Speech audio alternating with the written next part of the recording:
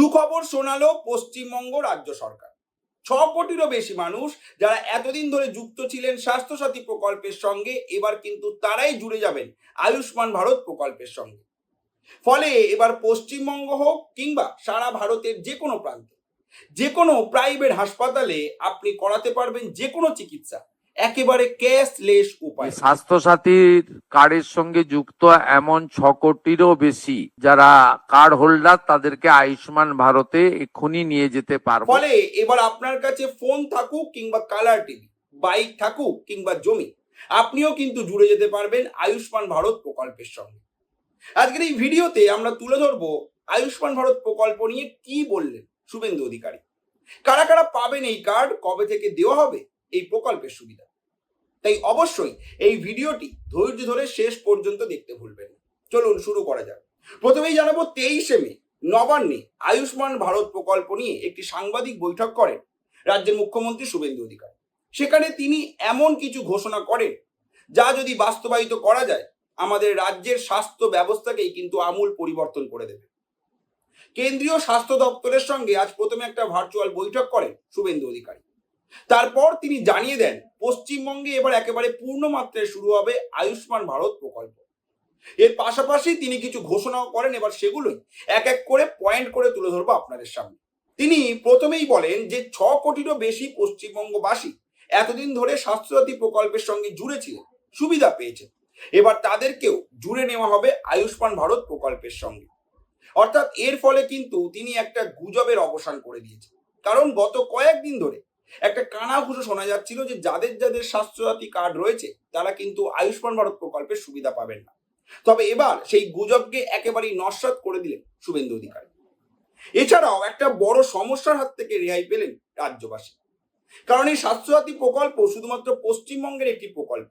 এটা হয়তো আয়ুষ্মান ভারত প্রকল্পের থেকে অনুকরণ করা হলেও এই কার্ড কিন্তু দেখালে বাইরের রাজ্যে চিকিৎসা পাওয়া যেত না, শুধুমাত্র ভেলোর ছাড়া।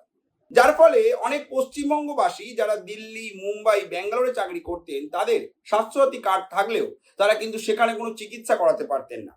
তবে এই আয়ুষ্মান ভারত প্রকল্পের কার্ড যদি একবার হয়ে যায়, আপনি কিন্তু সারা দেশের যে কোনো প্রাইভেট হাসপাতালে ক্যাশলেস উপায়ে চিকিৎসা করাতে পারবেন, তালিকাভুক্ত যে কোনো প্রাইভেট হাসপাতালে।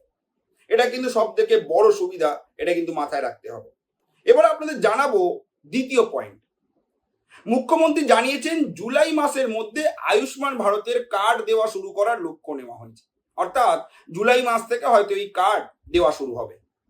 আর শুধুমাত্র পুরানো স্বাস্থ্যসাথী কার্ড হোল্ডাররাই নয়, নতুন করেও আবেদন করতে পারবেন রাজ্যবাসীরা। অর্থাৎ যাদের এতদিন স্বাস্থ্যসাথী প্রকল্পের কার্ড ছিল না তারা কিন্তু এবার এই প্রকল্পের জন্য আবেদন করতে পারবে এবং তাদের জন্য একটা আলাদা পোর্টাল করে দেওয়া হবে। এবার জানাবো তৃতীয় পয়েন্ট, সেটা হলো আয়ুষ্মান ভারত প্রকল্পে কি কি সুবিধা পাওয়া যাবে। প্রথম সুবিধা, বছরে 5 লক্ষ টাকা পর্যন্ত ক্যাশলেস চিকিৎসা। এর মধ্যে অপারেশন থেকে শুরু করে যে কোনো ধরনের টেস্ট, এমনকি ওষুধও রয়েছে, সবই কিন্তু এর আওতায় চলে আসবে। দ্বিতীয়ত, দেশের যে কোনো প্রান্তে তালিকাভুক্ত হাসপাতালে আপনি চিকিৎসা করাতে পারবেন যে কোনো রোগে। তৃতীয়ত, হাসপাতালে ভর্তি হওয়ার পর এবং ছুটি পাওয়ার পরও নির্দিষ্ট সময় পর্যন্ত চিকিৎসার খরচ কভার করা হবে। অর্থাৎ একটা কথা বলা যায়, আমাদের দেশে যেখানে গরিব মানুষের সংখ্যাটা অনেকটাই বেশি, গরিব এবং নিম্ন মধ্যবিত্ত পরিবার যাদের কাছে অসুখ মানেই একটা আর্থিক ধ্বংস, তাদের কাছে কিন্তু এই প্রকল্প একটা বিশাল স্বস্তি এনে দেবে। ভাবুন একবার, একটা পরিবার জমি বিক্রি করে, গয়না বন্ধক রাখে, ধার করে, চিকিৎসা যখন শুরু হয় তখন দেখা যায় টাকা হাফ শেষ হয়ে যায়। তাদের জন্য কিন্তু এই প্রকল্প অনেকটাই স্বস্তি এনে দেবে। বার্ষিক 5 লক্ষ টাকা পর্যন্ত আপনি কিন্তু স্বাস্থ্য সুরক্ষা পেয়ে যাবেন এই কার্ডের অধীনে। তাহলে এটা শুধুমাত্র একটা কোনো রাজনৈতিক সিদ্ধান্ত নয়, এটা কিন্তু সরাসরি মানুষের জীবনে প্রভাব ফেলবে। আয়ুষ্মান ভারত প্রকল্পের জন্য 976 কোটি টাকা বরাদ্দ করা হয়েছে। তবে এছাড়াও আরো একাধিক বড় বড় ঘোষণা করা হয়েছে, সেটাও তুলে ধরবো আপনাদের সামনে। জুনের প্রথম সপ্তাহে আয়ুষ্মান আরোগ্য মন্দির নিয়ে কেন্দ্র রাজ্য চুক্তি হবে। এই যে আয়ুষ্মান আরোগ্য মন্দির, এর অধীনে প্রতিটা পাড়ায়, প্রতিটা ওয়ার্ডে যে সমস্ত স্বাস্থ্য কেন্দ্রে রয়েছে সেগুলো কিন্তু আমূল পরিবর্তন হয়ে যাবে। সেখানে কিন্তু ডায়াবেটিস থেকে শুরু করে মাতৃসেবা থেকে শুরু করে শিশু সেবা, প্রতিটা কেয়ার কিন্তু দেওয়া হবে। এছাড়াও 14 থেকে 15 বছরের কিশোরীদের জন্য সার্ভাইকাল ক্যান্সারের প্রতিরোধমূলক ভ্যাকসিন শুরু হবে 30শে মে থেকে। বিনামূল্যে এই ভ্যাকসিন দেওয়া হবে বিধাননগর হাসপাতালে। ভোটের আগে আমরা প্রত্যেকেই জানি বিজেপির সংকল্প পত্রে কিন্তু এই সংকল্পটা ছিল যে এবার থেকে সার্ভাইকাল ক্যান্সারের প্রতিরোধমূলক ভ্যাকসিন দেওয়া শুরু হবে একদম বিনামূল্যে।